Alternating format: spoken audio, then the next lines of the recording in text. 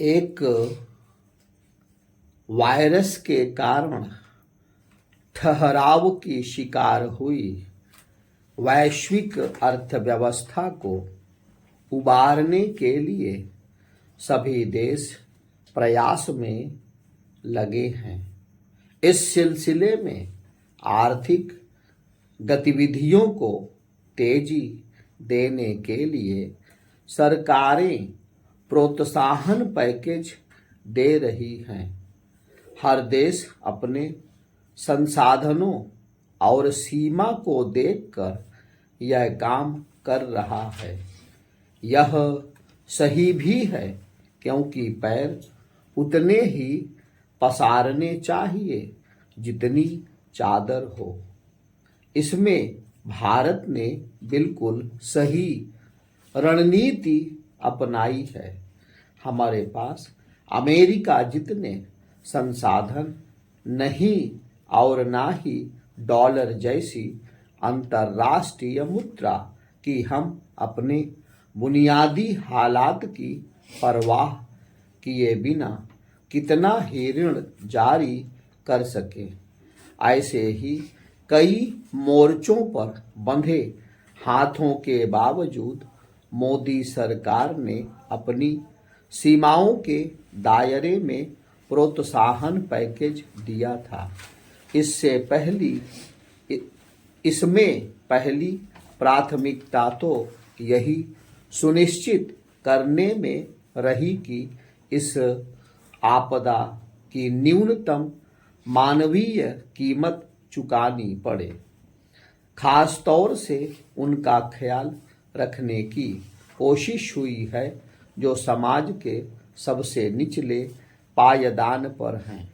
इसका दूसरा पहलू इस संकट को अवसर में बदलने से जुड़ा है। इसके लिए उन क्रांतिकारी सुधारों का ऐलान किया गया जो लंबे अरसे से लंबित थे। इन दो प्राथमिकताओं से प्रेरित पैकेज को बहुत करीने से तैयार किया गया है। यह संतुलित पहल यकीनन अपने उद्देश्यों को प्राप्त करने में सफल होगी। मौजूदा संकट ने अर्थव्यवस्था में मांग एवं आपूर्ति दोनों को बुरी तरह प्रभावित किया है। ऐसे में यह प्रोत्साहन पैकेज इन दोनों पहलुओं को साधेगा। इसमें शामिल तमाम बिंदु मांग को बढ़ावा देने में मददगार होंगे। यहाँ यह बताना जरूरी होगा कि कुल प्रभावी मांग उपभोग, निवेश और मध्यवर्ती वस्तुओं की कुल मांग के योग से मिलकर बनती हैं। वे लोग अवश्य इस पहलू पर गौर करें जो यह समझते हैं कि केवल लोगों के हाथ में नकदी पकड़ाकर ही अर्थव्यवस्था में गिरती मांग की काया पलट हो सकती है। इस दिशा में एमएसएमई, रेहड़ी पटरी वालों और किसानों के लिए अतिरिक्त ऋण उपलब्ध कराने से मांग में व्यापक रूप से इजाफा होगा। वैसे ऐसा भी नहीं है कि लोगों के हाथ में सीधे नकदी पहुंचाने के लिए कदम नहीं उठाए गए। जरा 1.73 लाख करोड़ रुपए के शुरुआती राहत पैकेज पर गौर कीजिए जो देश के सबसे वंचित वर्ग को ध्यान में रख कर दिया गया। उसमें प्रावधान किया गया कि 20 करोड़ महिला जनधन खाता धारकों को हर महीने उनके बैंक खाते में रकम भेजी जाएगी।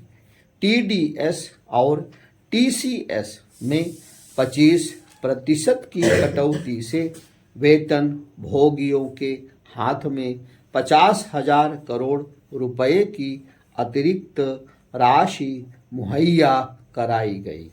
मनरेगा के लिए अतिरिक्त 40,000 करोड़ रुपए के आवंटन से गांवों में उन लोगों के लिए रोजी रोजगार की व्यवस्था करने में मदद मिलेगी जो इस संकट के दौरान शहरों से पलायन कर अपने गांव पहुंचे हैं।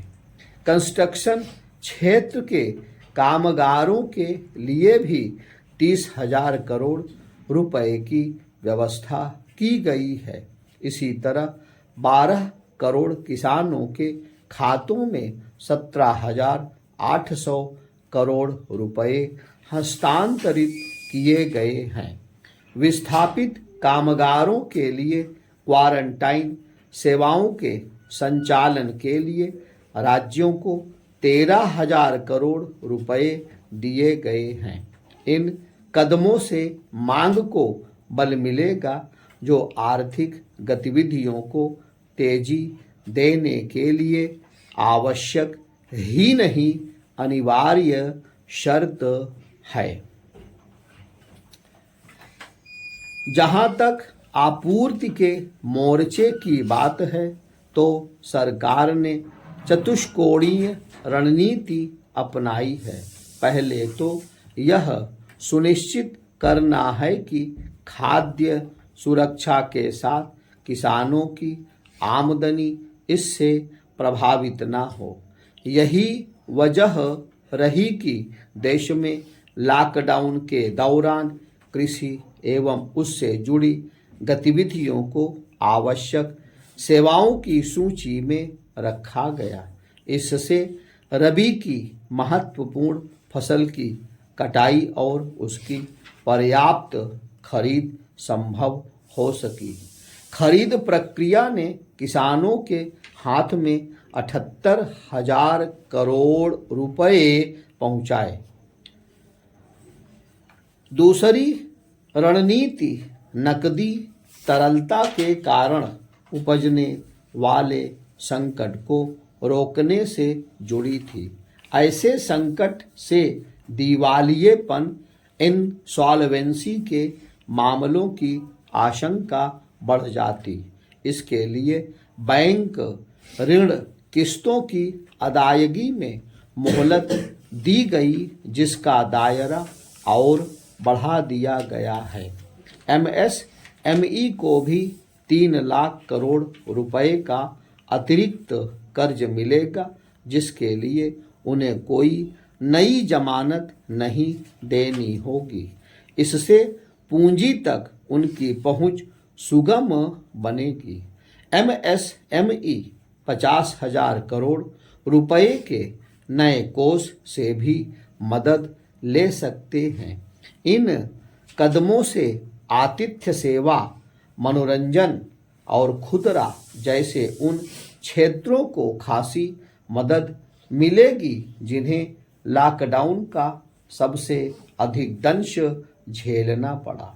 राज्यों के बिजली बोर्डों को भी 90,000 करोड़ रुपए का ऋण पैकेज दिया जा रहा है ताकि वे निजी आपूर्तिकर्ताओं का बकाया चुका सकें। राजनीति का तीसरा पहलू विनिर्माण और कृषि जैसे क्षेत्र में निजी क्षेत्र और निवेशकों के लिए उचित परिवेश बनाने के लिए की गई घोषणाओं से जुड़ा है। किसानों को अब अपनी पसंद के ग्राहक चुनने की जरूरी आज़ादी मिल गई है। उन्हें पुराने जमाने के आवश्यक वस्तु अधिनियम के मकड़जाल से मुक्ति मिल गई है। कृषि उत्पादों के व्यापारी एवं निर्यातक भी अपनी निर्यात आवश्यकता के लिहाज से पर्याप्त भंडार रख सकते हैं। वहीं रक्षा उत्पादन क्षेत्र में और उदारता बढ़ाकर भारत न केवल हथियारों के मामले में अधिक आत्मनिर्भर होगा बल्कि एक निर्यातक के रूप में भी उभरेगा।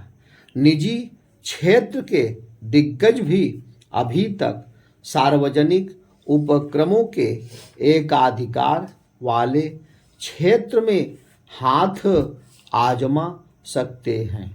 इस कड़ी में रेहड़ी पटरी वालों के लिए प्रत्येक को 10,000 रुपये के ऋण की खिड़की अवश्य राहत की हवा देगी। करीब 50 लाख परिवारों को इससे लाभ पहुंचेगा। इस प्रकार यह पैकेज न केवल मौजूदा उत्पादन क्षमताओं को सहारा देता है बल्कि ऊंची वृद्धि के लिए नए निवेश को आकर्षित करने की आधारशिला रखने वाला भी है। वास्तव में यह पैकेज 20.97 लाख करोड़ रुपए का है, जो प्रधानमंत्री की 20 लाख करोड़ रुपए के पैकेज की घोषणा से अधिक ही है। हमारी जीडीपी के 10% से अधिक वाले इस पैकेज की विकसित देशों के पैकेजों से सहज तुलना की जा सकती है। कोरोना संकट के बाद भारत के आर्थिक कायाकल्प को मजबूती देने के लिए किसानों को बेहद आवश्यक आज़ादी, लचीलापन और वित्तीय शक्ति मिल सकेगी। वहीं इस प्रोत्साहन से तैयार होने वाले परिवेश से देसी कंपनियों को वैश्विक बनने में भी मदद मिलेगी। इससे भारतीय ब्रांडों को विश्व बाजार में बड़ी हिस्सेदारी मिलेगी और वे वैश्विक आपूर्ति श्रृंखला में सफलतापूर्वक शिरकत कर सकेंगे।